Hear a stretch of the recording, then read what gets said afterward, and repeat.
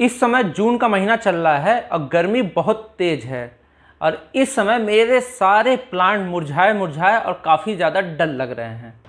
आप छत पे मेरे आउटडोर प्लांट्स की कंडीशन देख सकते हैं। ये रोज़ तो एकदम पूरी तरीके से इसकी पत्तियां सारी झड़ गई हैं। ये येलो रोज़ है, ये क्रीपर रोज़ है और यहाँ तक कि ये हिबिस्कस ये भी काफ़ी एकदम डल लग रहा है। जबकि ये सब गर्मियाँ झेलने लायक प्लांट होते हैं और ये समर प्लांट भी हैं। और दूसरी तरफ मेरे बाकी प्लांट्स की भी कंडीशन आप देख रहे हैं। ये इसकी पत्तियां भी बर्न हो गई हैं। ये मेरे चाइना फैन पाम है और ये फॉक्सटेल फर्न ये भी काफ़ी एकदम स्ट्रेस में लग रहा है और इसमें भी कुछ पत्तियां ये इस तरीके से ब्राउन ब्राउन हो गई हैं। तो ये सभी प्लांट्स के साथ हो रहा है और ये गर्मियों की वजह से है।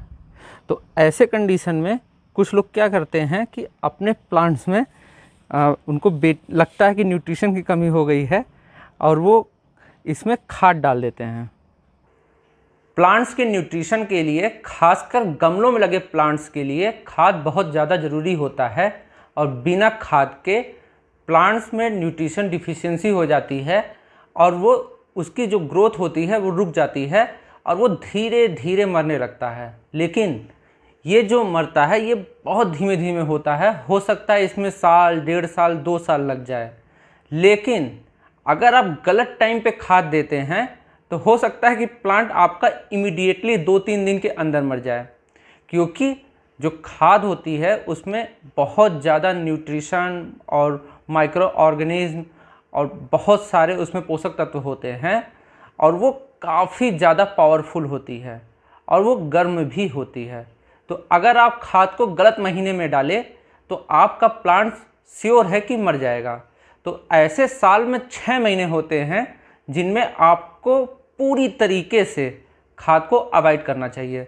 वैसे मेरे पास यहाँ पे कुछ खाद रखे हुए हैं, जैसे कि ये काऊ डंग कंपोस्ट है, ये सरसों की खली है, जो सरसों के बीज होते हैं उसमें से तेल निकालने के बाद ये बचता है।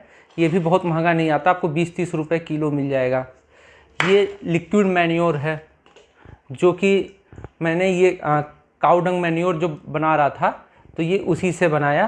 तो ये गाय के गोबर या उपले से बनाया है। आप चाहें तो आप ये सरसों की खली है, इसका भी इस तरीके से मैन्योर लिक्विड मैन्योर बना सकते हैं और वर्मी कंपोस्ट भी। तो सब खाद का अलग अलग टाइमिंग होता है।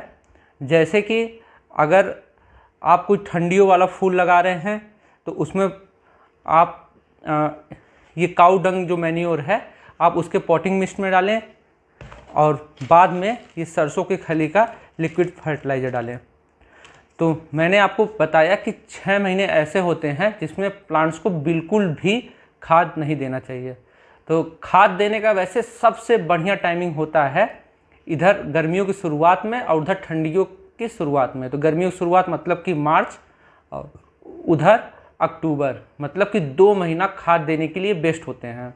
और लोगों को अंदर मिसकॉन्सेप्शन है कि प्लांट्स को बहुत जल्दी जल्दी खाद की रिक्वायरमेंट होती है। ऐसा नहीं है। अगर आप एक बार खाद दे दिए तो 5-6 महीने के लिए प्लांट्स को दोबारा कोई खाद देने की ज़रूरत नहीं होती। और इस समय गर्मियों का मौसम है तो इस समय क्या होता है कि धूप बहुत तेज़ है।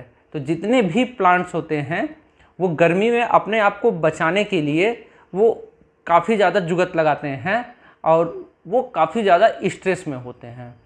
तो ऐसे में जब पहले से इतनी गर्मी पड़ रही है और अगर आप कोई भी टाइप का मैन्योर उनमें देते हैं तो ये पूरा चांस है कि प्लांट आपका जल जाएगा। और यही सेम चीज़ ठंडियों में होता है। उस समय प्लांट डोरमेंट में होते हैं और वो कोई भी न्यूट्रिशन मिट्टी से नहीं लेते। और ये सारी चीज़ें मैं आपको पेरेनियल प्लांट के बारे में बता रहा हूँ जो ऑल टाइम आपके यहाँ चलते हैं। और उसके अलावा बचे 2 महीना, वो 2 महीने हैं बारिश के। तो बारिश का जो पानी होता है उसमें पहले से ही बहुत सारे न्यूट्रिशन होते हैं और उसमें तो नाइट्रोजन भरपूर मात्रा में होती है। तो अगर आप उस महीने में अगर कोई भी खाद डालते हैं गमलों में तो पहली चीज़, वो इतने एक्सिस वाटर से वो खाद बह जाएगा, आपके खाद डालने का कोई मतलब नहीं रहेगा, आपकी मेहनत भी बेकार जाएगी, पैसे भी बेकार जाएंगे। और दूसरी चीज़, जब उसे नेचुरल तरीके से खाद मिल ही रही है तो आपके खाद डालने का उसमें कोई मतलब ही नहीं है। तो अब हम आते हैं कि किस टाइप की खाद और कब यूज़ करनी चाहिए। तो सबसे पहले अगर आप सॉइल मिक्स बनाते हैं तो आप ये गोबर की खाद, नीम खली, अब ये सब सारी चीज़ें डालेंगे तो आपके लिए बहुत ही बेटर रहेगा। और उसके बाद आप अगर आपका प्लांट पहले से लगा है तो आप उसमें मल्चिंग करके वर्मी कंपोस्ट डाल दें, वो उसके लिए बेटर रहेगा। और उसके बाद वैसे ये बहुत सारे रासायनिक खाद है, जैसे ये डीएपी, ये पुराना होने की वजह से ये थोड़ा पाउडर फॉर्म में हो गया, वरना ये ग्रेनुअल में होते हैं, मतलब छोटे छोटे दानों में, आप इन्हें भी दे सकते हैं। तो इसका भी जितने भी रासायनिक खाद हैं उन्हें तो आप मार्च और अक्टूबर में ही दें, इसके अलावा तो कभी ना दें, क्योंकि ये थोड़े से भी एक्सिस हो जाते हैं तो प्लांट इनसे बहुत जल्दी मर जाता है। वैसे मैं तो ऑर्गेनिक खाद ही इस्तेमाल कर रहा हूँ अपने सभी प्लांट में, तो मैं बस उनके बारे में आपको बताता हूँ। वैसे आप 2 टाइम पे तो खाद बिल्कुल न दें प्लांट को, ये हमेशा याद रखें। पहला, जब आपका प्लांट छोटा हो या सीडलिंग हो, उसकी साइज अभी छोटा है, आप उसमें ग्रो बैग या कैरी बैग किसी चीज़ में उसको उगाया है, तो ऐसे छोटे प्लांट को अगर आप खाद देते हैं तो वो प्लांट बहुत जल्दी मर जाएगा। और वहीं दूसरा, अगर आपने कोई नई नई पॉटिंग मिक्स बनाई है, जैसे कि आपने इसमें कोई ऑर्नामेंटल प्लांट या कोई पेरिनियल प्लांट लगाया है, तो उसे उस सीज़न में दोबारा खाद देने की ज़रूरत नहीं होती।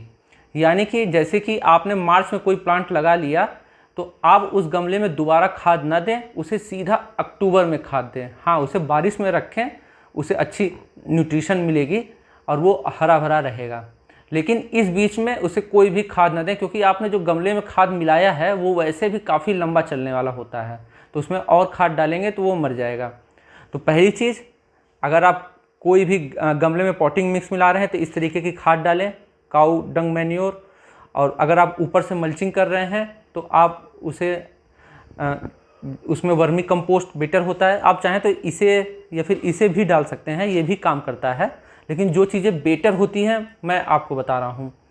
तो जैसे ही गर्मियों की शुरुआत हो, जैसे कि फरवरी के बाद का सीज़न और मार्च का पूरा महीना, तो आप मार्च में वर्मी कंपोस्ट दें, नीम खली का केक दें, लिक्विड कंपोस्ट दें, आप कोई भी खाद दें, बस 15 दिन का गैप रखें।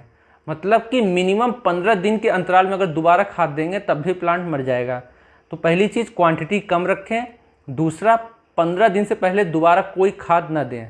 तो आप एक बार इस तरीके की ठोस खाद दे दिए तो उसके बाद आप इस तरीके के मैन्योर को दे सकते हैं।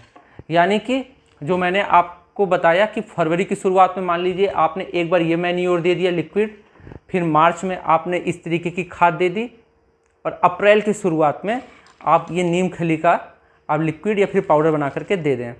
तो मतलब जितना भी खाद है ये सब 1 महीने के अंदर में ही 15 दिन के अंतराल में।